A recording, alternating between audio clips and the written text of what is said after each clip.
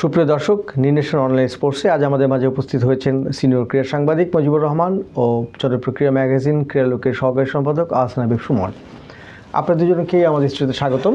ধন্যবাদ ধন্যবাদ কামাল হোসেন বাবুল। ধন্যবাদ।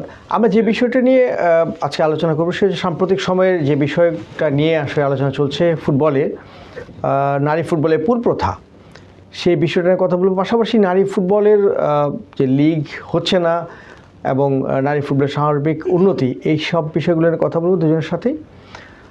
প্রথমেই মজিবুর, আপনি জানতে চাচ্ছি যে নারী ফুটবলে যে পুল প্রথা যেটা চালু করার কথা আমরা শুনছি, এটা যদি চালু হয় সত্যি সত্যি, তাহলে নারী ফুটবলের কতটা উন্নতি হবে বলে আপনি মনে করেন? না, অ্যাকচুয়ালি উন্নতির জন্য তো শুধু পুল প্রথা কিছু না, বিশেষ কিছু না। পুল প্রথার আগে আপনাকে একটু গভীরে যেতে হবে। সেটা হচ্ছে আপনার নারী ফুটবলের তো কোনো স্ট্রাকচারই নেই দেশে কোনো স্ট্রাকচারই নেই। যেটা লিগ, এটা অনিয়মিত লিগ, এটা না ফানি গেম হয়ে গেছে। এটা আপনার ফুটবলের উন্নতির জন্য আগে আপনাকে লিগটাকে মজবুত করতে হবে, ঘরোয়া ফুটবলটাকে মজবুত করতে হবে। নারী লিগের আপনার লিগ টুর্নামেন্ট এর ভিতরে আবদ্ধ করতে হবে মেয়েদের। ঢাকার বাইরে বিভাগীয় শহরগুলোতে খেলা রাখতে হবে। আপনি যদি খেলাটা জনপ্রিয় হয়, বড় বড় ক্লাবগুলোর অংশগ্রহণ নিশ্চিত করতে হবে। এক বসুন্ধরা কিংস দিয়ে তো হবে না নারী ফুটবল। আপনাকে এনে মামাডান খেলতে হবে, আবাহনীকে খেলতে হবে, জনপ্রিয় ক্লাব যেগুলো আছে আপনাকে ব্রাদার্স ইউনিয়নকে আনতে হবে। এই ধরনের ক্লাবগুলোকে যদি টানতে পারে, তাইলে আপনার নারী ফুটবলের আপনি পুল নিয়ে চিন্তা করতে পারেন যে আমার ক্লাবের সংখ্যা বেশি, প্লেয়ারের সংখ্যা কম, তারকা প্লেয়ারের সংখ্যা কম। তখন আপনি পুল প্রথা করে এটা 4-5টা কোটা করে দিলেন যে একটা ক্লাবে আর বেশি নিতে পারবে না। কিন্তু এখন তো আপনার খেলাই নেই, এখন পুলই কি। আর আপনার তো আমি বলবো এটা পিলার ছাড়া পুল বলে না, হ্যাঁ, এটা তো পিলারই নেই। কিন্তু আপনি যে কথাটা বললেন যে ক্লাবগুলোকে নিয়ে আসতে হবে, এখন ক্লাবগুলো তো আগ্রহ প্রকাশ করেন না, এই বিশেষ করে আন্ডার 17-18 এই খেলতে ছেলেদের, এবং মেয়েদের ফুটবল তো আরও বেশি আগ্রহ কম, কারণ তারা এখানে আগ্রহ বাড়াতে হবে, আগ্রহ সৃষ্টি করতে হবে ক্লাবগুলোকে। ক্লাবগুলোই তো খেলার প্রাণ শক্তি হচ্ছে ক্লাব। আপনার ঢাকার ক্লাবগুলাই হচ্ছে খেলার প্রাণ শক্তি, দেশের ক্লাবগুলাই হচ্ছে খেলার মূল ভিত্তি। যদি ক্লাবগুলাই না খেলে তা আপনি ফুটবল খালি ওই যে বাফুফে ভবনে বন্দি রেখে তো লাভ নেই। আমি তো বলবো নারী ফুটবল বাফুফে ভবনে বন্দি হয়ে আছে। তাদের সারা বছর এখানে ক্যাম্পে খেলতেছে, মেয়েরা ক্যাম্পে প্র্যাকটিস করতেছে, খাচ্ছে, ঘুমাচ্ছে, লেখাপড়া করতেছে, আড্ডা মারতেছে, ইউটিউব করতেছে। আর জাতীয় দলের যখন ডাক আসে তখন এই 2-3 মাস প্র্যাকটিস করে, ভালোভাবে প্র্যাকটিস করে বিদেশে খেলতে যায়। সাফল্য আছে তাদের বিদেশে, কিন্তু আন্তর্জাতিক সাফল্য দিয়া বা বিদেশের মাটিতে সাফল্য দিয়ে কিন্তু আপনি দেশের নারী ফুটবলের বিচার করতে পারবেন না। দেশের নারী ফুটবলের বিচার করতে হলে আপনাকে খেলা রাখতে হবে, নারীদেরকে খেলায় রাখতে হবে। এটা তাদের জন্য 2টা লাভ। একটা, তাদের পারফরমেন্স গ্রো করবে, দ্বিতীয়ত তাদের আর্থিকভাবে তারা লাভবান হবে। মেয়েদের এখন টাকা নেই, পয়সা নেই, জাতীয় দলে খেলে চ্যাম্পিয়ন হয়ে আসে, অল্প কিছু টাকা দেয়, এই বিভিন্ন সংগঠকরা দেয়, বিভিন্ন স্পন্সর প্রতিষ্ঠান, সরকার থেকে কিছু দেওয়া হয়, এইটাই তাদের সারা বছরের একটা ইনকাম। এটা তো তাদের বোনাস হওয়া উচিত। মূল আয়টা আসা উচিত ক্লাব লিগ খেলে খেলার পারিশ্রমিক যেটাকে আমরা বলি। হ্যাঁ, পারিশ্রমিক যেটাকে আমরা বলি। মেয়েদেরকে পারিশ্রমিকভাবে পেশাদারিত্ব আনতে হবে। পেশাদারিত্ব যদি আপনি না আনতে পারেন, তাহলে তো এই খেলার কোনোদিন ডেভেলপ হবে না। এটা আপনার ক্লাবে ভবনেই বন্দি থাকবে, এইভাবেই চলবে। আর ওই একজনের ইশারাতে এটা চলে। আমি যতদূর জানি, আমি তো ফুটবল আজকে 32 বছর ফুটবল নিয়ে গবেষণা করি, ফুটবল নিয়ে লেখালেখি করি। এটা আমি দেখতেছি, এই যে মহিলা উইং আছে, এই উইংই এটার সর্বা। কিন্তু এটা তো হওয়া উচিত না। আপনি সারা বিশ্ব, ইউরোপ, আমেরিকা, অন্য দেশে যারা উন্নত বিশ্বে যারা ফুটবল খেলে, বিশ্বকাপ খেলে, তাদের নারী ফুটবলের দিকে তাকান। আপনি ইংলিশ লিগে যান, Manchester United, Liverpool, Manchester city, হ্যাঁ, সবগুলা, লেস্টার সিটি, টটেনহ্যাম, যারা প্রিমিয়ার লিগে খেলে সবার নারী ফুটবল ক্লাবগুলো খেলে। আমাদের দেশে এগুলো নেই। আমাদের দেশে শুধু বসুন্ধরা ক্লাবগুলোকে ফেডারেশন আনতে পারে না। কেন আনতে পারে না? এটা গেলে আন্ডার হ্যান্ড ডিলিংস আছে বলে। কিসের? জাতীয় দলের প্লেয়ার নিয়ে কেউ যদি কোনো ক্লাব খেলাইতে যায়, তাকে ওই ক্লাবকে নাকি প্লেয়ার প্রতি 4 লাখ 5 লাখ করে আন্ডার হ্যান্ড ডিলিংসে টাকা দিতে হবে। কাকে না কাকে দিতে হবে, এটা শোনা কথা, জানা কথা। বিভিন্ন মিডিয়াতেও আমি দেখছি যে এটা এরকম। যার কারণে গতবার আপনার টানা 3 বারের চ্যাম্পিয়ন বসুন্ধরা গতবার লিগ খেলে নেয়। কেননা বসুন্ধরা দেশের একটা স্বনামধন্য প্রতিষ্ঠান, একটা বিখ্যাত ক্লাব তারা চালায়, যেখানে বিশ্বকাপের প্লেয়াররা খেলে পুরুষ টিমে। এইখানে মেয়েদেরও তারা বাংলাদেশের 20টা জাতীয় দলের প্লেয়ার নিয়ে তারা খেলায়, মেয়েরা টাকা পায় বসুন্ধরায় খেলে। আপনি এখানে যদি পুল প্রথা করে দেন, বসুন্ধরা 5টার বেশি প্লেয়ার নিতে পারো না, বাকি 15টা প্লেয়ার যে বিভিন্ন ক্লাবে খেলবে, লিগই ধরেন খেলবে, কিন্তু টাকা দিবেন না। 50,000 টাকার উপরে কেউ কোনো টাকা দেয় না, আমি জানি এটা। হ্যাঁ, আমার পরিচিত অনেক প্লেয়ার আছে, আপনার আছে, সবারই আমরা প্লেয়ারগুলো চিনি। আমরা জানি যতই গোপন রাখো প্লেয়াররা এটা বলেই দেয়, এটা মনের ক্ষোভ থেকে বলে, আক্ষেপ থেকে বলে। 50,000 টাকা একটা লিগ খেলা, এটা টাকা নাকি সারা বছরে একটা লিগ?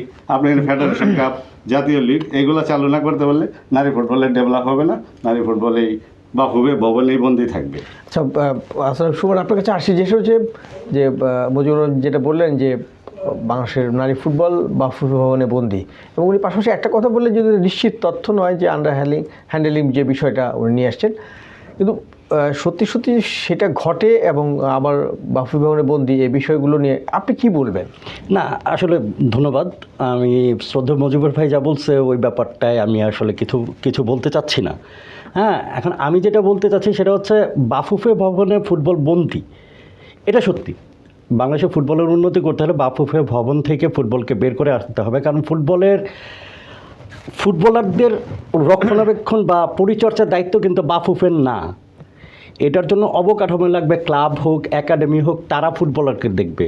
ফুটবলের জন্য পারিশ্রমিক যেটা, এটা একটা ফুটবলারকে ফুটবলের প্রতি অনুপ্রাণিত করার জন্য বাংলাদেশের লিগ ফুটবল, ওই অবকাঠামো লাগবে, শক্ত অবকাঠামো লাগবে। এখন হচ্ছে বাংলাদেশে আপনার বাফুফে নিজেদের ভবনে চালাচ্ছে, অনুশীলন ক্যাম্প চালাচ্ছে, কিন্তু কেন? সেটা হচ্ছে আন্তর্জাতিক ফুটবলের জন্য, কিন্তু আন্তর্জাতিক ফুটবলটাই তো ঠিকমতো হচ্ছে না, শুধুমাত্র সাব টুর্নামেন্ট। আপনি দেখেন গত 2022-এ বাংলাদেশ সাব ফুটবল জেতার পরে প্রায় 10 মাস বাংলাদেশ কোনো আন্তর্জাতিক ম্যাচ পায়নি। তারপরে হচ্ছে আমরা মিয়ানমারে যেতে পারিনি, হচ্ছে অলিম্পিক বাছাই খেলতে, টাকার অভাবে গেল।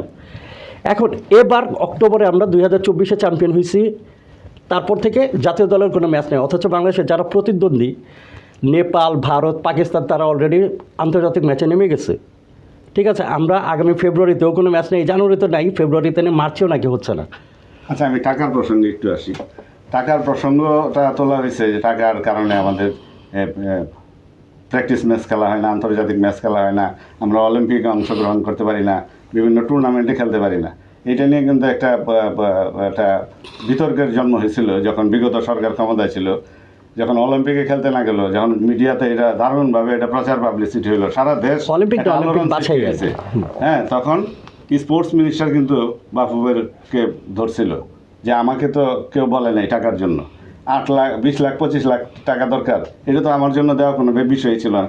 ইভেন এটা তৎকালীন প্রধানমন্ত্রী পর্যন্ত এটা করাইছিল।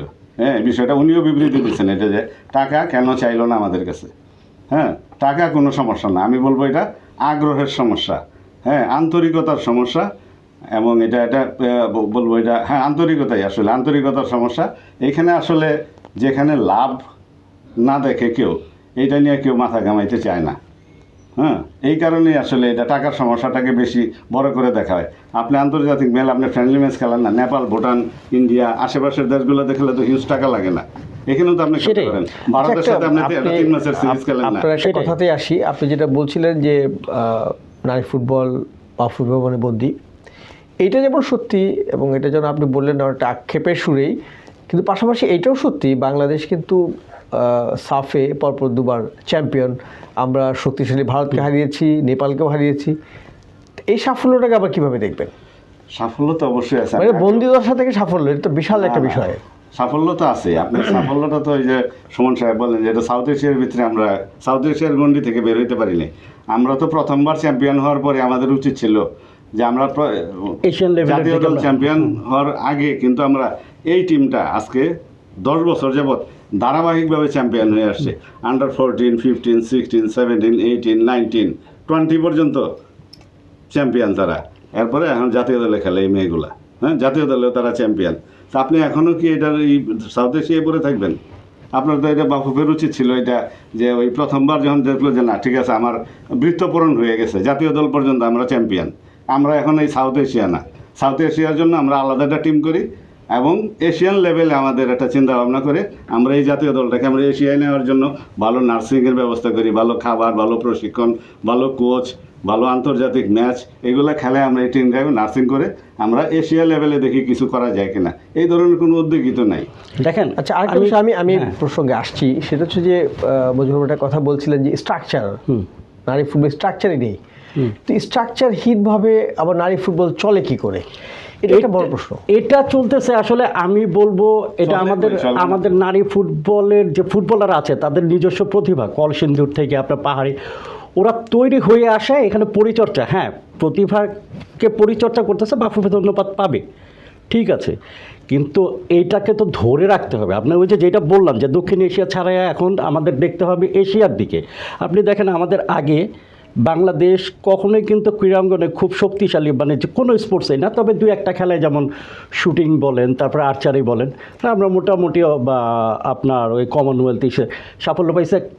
এখন হচ্ছে দাবায় আমরা গ্র্যান্ড মাস্টার পাইছি প্রথম দক্ষিণ এশিয়ায়, কিন্তু এই পর্যায়গুলোর পরবর্তী যে ধাপগুলো ওইখানে আমাদের কোনো মানে পরিকল্পনা ছিল না, অথচ আমাদের পরে বিশ্বনাথন আনন্দের মতো প্লেয়ার আমরা বিশ্ব চ্যাম্পিয়ন হয়ে গেছে।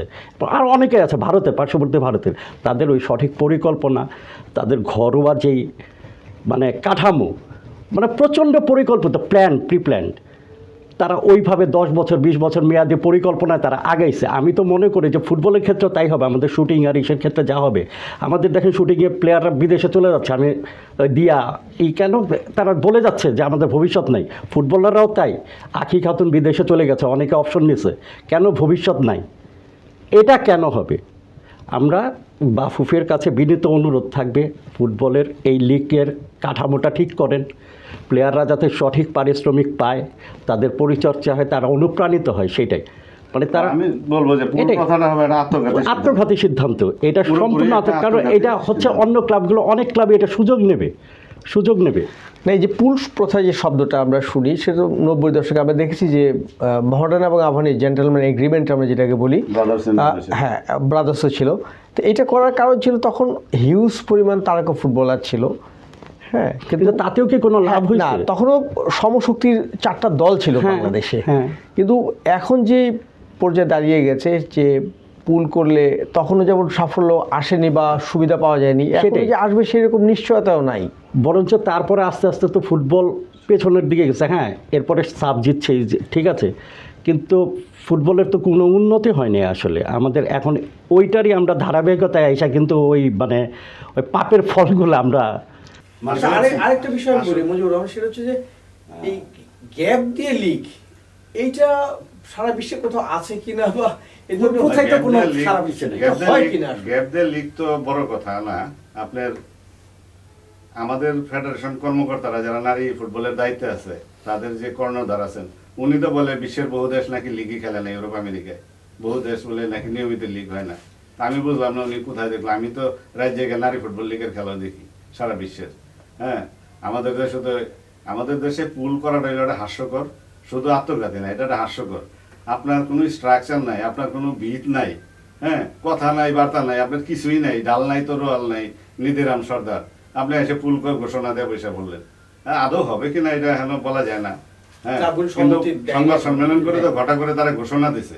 এই ঘোষণাটা দেওয়ার আগে তো চিন্তা করা উচিত ছিল যে আমার মেয়েদের কি আছে দেশে, কি খেলাটা হচ্ছে।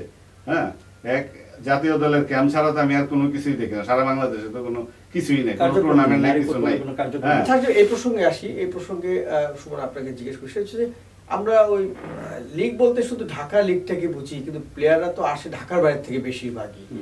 তো ঢাকার বাইরের জাতীয় লিগ বা লিগ যেটাই বলে না কেন, কোনোটাই তো হচ্ছে না বা হওয়ার কোনো সম্ভাবনাও নেই, দেখিও না আমরা। এটা তো শুধু নারী ফুটবলের না, এটা আমার টোটাল আমাদের দেশের ফুটবলের সমস্যা, ছেলেদের ফুটবলেও তাই। আজকে আমরা বলতেছি যে ফুটবল পিছিয়ে গেছে, বাংলাদেশে একসময় সোনালী দিন ছিল, এখন সেইগুলো কিন্তু স্মৃতি, দীর্ঘশ্বাস ছাড়ি। আসলে এই জেলাভিত্তিক ফুটবল যতদিন পর্যন্ত বাংলাদেশে, এটা নারী হোক পুরুষ হোক, যতদিন আগে দেখেন, আগে চিরং লিগ হইতো, মোহামেডান, আবাহনী, সি কাস্টমস, ওদের খবর আমরা পেপার থেকে জানার জন্য, আর ওইখানে তো দর্শকরা আগ্রহী থাকতোই, প্লেয়ার উঠে আসতো। হ্যাঁ, খুলনা, আমি সেটা সব জায়গায় হতো, শুধু চিটাগাংয়ের উদাহরণটা দিলাম।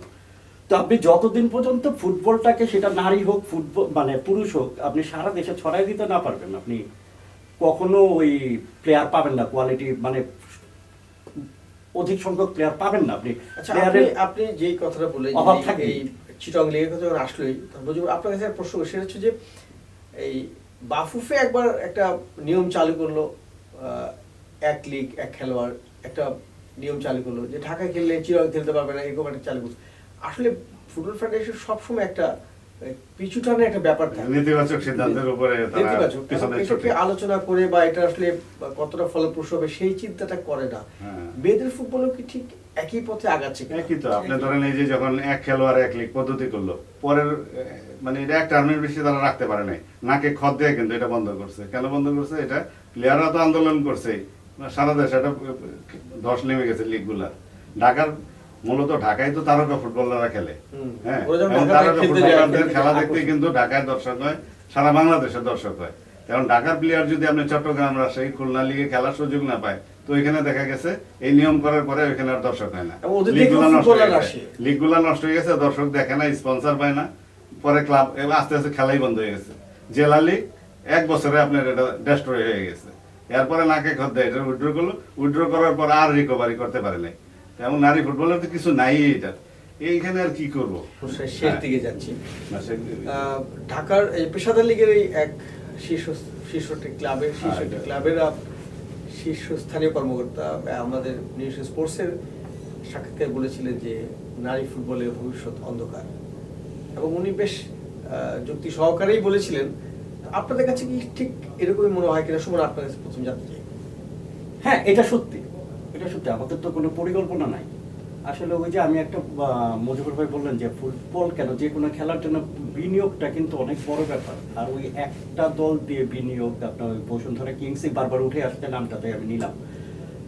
আপনার অন্যান্য ক্লাবগুলোকে আগ্রহী করতে হবে, ঠিক আছে? তো আগ্রহী করতে হবে, প্লেয়ারদের পারিশ্রমিক নিশ্চিত করতে হবে, আমি আবারও বলছি। তারপরে গ্রাসরুট পর্যায়ে খেলা ছড়াইতে হবে, তাহলে তো অন্ধকার তো হবেই। আমাদের ছেলেদের ফুটবলের চেয়ে মেয়েদের ফুটবলে এশিয়ান লেভেল না হোক, একটা পর্যায়ে যাওয়ার মতো সহজ সুযোগ ছিল আমাদের, চেষ্টাটাই দেখতেছি না। আর বাংলাদেশ ফুটবল ফেডারেশন আসলে তাদের পরিকল্পনাটা আমার কাছে অন্ধকারী।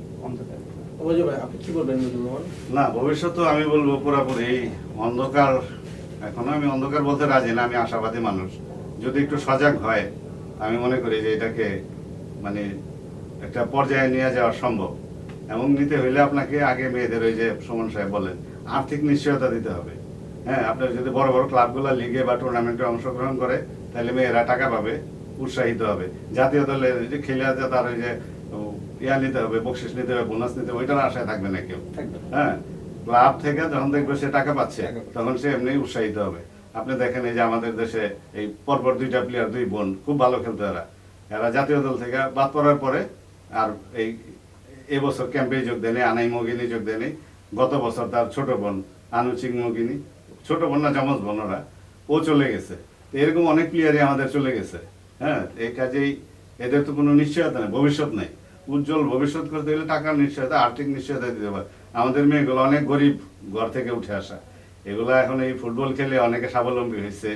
হ্যাঁ, এটা তো মুষ্টিমেয় কিছু মেয়ে স্বাবলম্বী হয়েছে। আপনি ধরেন এখন যারা জাতীয় দলে খেলতেছে, আপনার রূপনা চাকমা আছে, সাবিনা খাতুন আছে, সঞ্জিদা আছে, কৃষ্ণা রানী আছে, ঋতুপর্ণা, মনিকা, মারিয়া, হ্যাঁ, শামসুল নাহাররা, এরা স্বাবলম্বী হয়েছে। প্লেয়ার তো আরো আছে দেশে, অনেক প্লেয়ার আছে। হ্যাঁ, সারা দেশে আছে। যেমন স্কুল টুর্নামেন্ট গুলো হয়, হয়তো এটা এখন এই বছর 2 বছর হয় না। বঙ্গমাতা ফুটবল যেটা থেকে, এটা পাইপলাইন, এই যে আমাদের নারী ফুটবলের মূল পাইপলাইন ছিল ওইটা, ওইটাও নষ্ট হয়ে গেছে, এখন ওই খেলাটাও হয় না। হ্যাঁ, উদ্যোগের অভাব, শুধু উদ্যোগের অভাব। ওইটা কিন্তু এডুকেশন বোর্ড চালাইতো টাকা দিয়া। এডুকেশন বোর্ডের টাকা আছে, এই যে আপনার বাচ্চাকে প্রতি বছর স্কুলে ভর্তি করেন, ক্রিয়া খাতে একটা ইয়াদি ফি দিতে হয়। হ্যাঁ, শত শত কোটি টাকা জমা হয় প্রতি বছর। এই টাকাটা ফেডারেশন, এই মন্ত্রণালয়ে অলস করে থাকে। হ্যাঁ, এই টাকাটাকে আপনার কাজে লাগায়, যে বঙ্গমাতা আর ওই যে বঙ্গবন্ধু গোল্ড কাপ টুর্নামেন্ট হইতো, ঠিক আছে, তোমরা নাম পরিবর্তন করে হোক না, খেলাটা হোক, তাই না? খেলা হইলে তো আপনার এই প্লেয়ারগুলা থাকে, পাইপলাইনটা শক্ত থাকে। আপনি দেখেন, আমি যে কয়টা মেয়ের নাম বললাম, এদের কিন্তু রিপ্লেসমেন্ট নেই। হ্যাঁ, আপনি পরবর্তী এরা আর কয় বছর ছাড়ে দিবে? এদের তো 22-23 বছর করে ঘরে হয়ে গেছে। আর মেয়েদের তো এমনি একটু সীমাবদ্ধতা থাকে, তারা তো 30 পার হইলে 30 পর্যন্ত যাওয়ার অ্যাবিলিটি আমাদের এই সাবকন্টিনেন্টের মেয়েদের নাই। হ্যাঁ, ইন্ডিয়ার ফুটবল আপনি দেখেন, মেয়েদের 40 বছরের ঐতিহ্য তাদের নারী ফুটবলে, তারাও কিন্তু এই 24-25-এর পর গিয়ে আর পারে না। এখন তো আর আমাদের বাংলাদেশের সাথেই পারে না। হ্যাঁ, না ভারতের মেয়েদের সাথে আমরা 8 গোল 10 গোল 20 গোল খাওয়ার রেকর্ড আছে। হ্যাঁ, ওই ভারতীয় দল কিন্তু আমাদের সাথে এখন আর পাত্তাই পায় না। কি এজ লেভেল, কি জাতীয় দল, প্রমাণ পরপর 2 ছাপে তারা 3 গোল করে রেখেছে আমাদের কাছে। হ্যাঁ, কাজেই এইটার ভবিষ্যৎ আসলে এটা যে যেই বলে থাকুক, আমিও তার সাথে একমত যে ভবিষ্যৎ আসলে সার্বিকভাবে চিন্তা করতে গেলে ভবিষ্যৎ আসলে খুব একটা ভালো না। অন্ধকার না আপনি হলে যদি ঝুঁকিপূর্ণ। রিপ্লেসমেন্ট না তৈরি করতে পারেন তাইলে আপনার ভবিষ্যৎ ভালো না। আর রিপ্লেসমেন্ট তৈরি করতে হলে আপনাকে আর্থিক নিশ্চয়তা দিতে হবে প্লেয়ারদের। আর্থিক নিশ্চয়তা কিভাবে আসবে? ঘরোয়া ফুটবল দিয়ে আসতে হবে। এটাই হলো মানে সাচ্চা কথা। ধন্যবাদ মুজিবুর রহমান এবং আহসানুল সুমন, আপনাদের দুজনকেই। সুপ্রিয় দর্শক, আমরা এতক্ষণ নারী ফুটবলের প্রথা এবং নারী ফুটবলের সার্বিক উন্নয়ন নিয়ে আমরা কথা বললাম। যদিও ওনারা একটু আশাহত বলছেন, তবু আমরা আশাবাদী হয়ে শেষ করতে চাই। আজ এ পর্যন্তই। সুপ্রিয় দর্শক, পরবর্তীতে আমরা আরও অন্য কোনো সংগঠক সাংবাদিকদের নিয়ে বসবো। সে পর্যন্ত ভালো থাকুন। ধন্যবাদ।